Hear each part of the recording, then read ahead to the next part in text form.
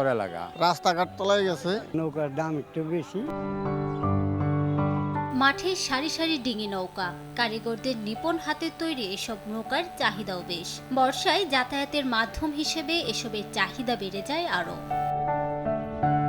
মানিকগঞ্জের ঘিউরে ঐতিহ্যবাহী শত বছরের ডিঙি নৌকার হাটে এসব নৌকার পসরা সাজিয়েছেন ব্যবসায়ীরা। দর কষাকষির মাধ্যমে যার যার চাহিদা মতো চলে বেচাকেনা।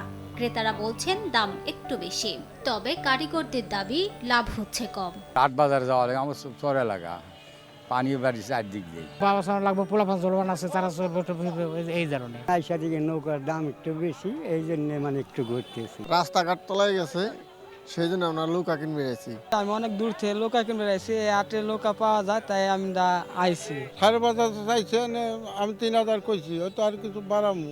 8টা ডোংরা আনছিলাম, মোটামুটি 6টা ডোংরা বিক্রি করছি। নৌকার দামটা খুবই কম আজকে, বিক্রি করা মানে দামের কারণে বিক্রি করা আমাদের সমস্যা হচ্ছে। আগের যে দাম আসলে তার কম, রাস্তাঘাটের পরিস্থিতির জন্য আমরা বিক্রি করে পারতেছি না। আরএফএল কিচেন সিঙ্ক, স্বাস্থ্যকর কিচেনের চিরস্থায়ী সমাধান। নিজস্ব জায়গা না থাকায় নৌকার হাট বসানো হয় ঈদগাহ মাঠে, তাই নৌকার হাটের জন্য নিজস্ব জায়গার দাবি ইজারাদারের। ঈদগাহ মাঠ থেকে আমাদের জায়গাটা নিতে হয়।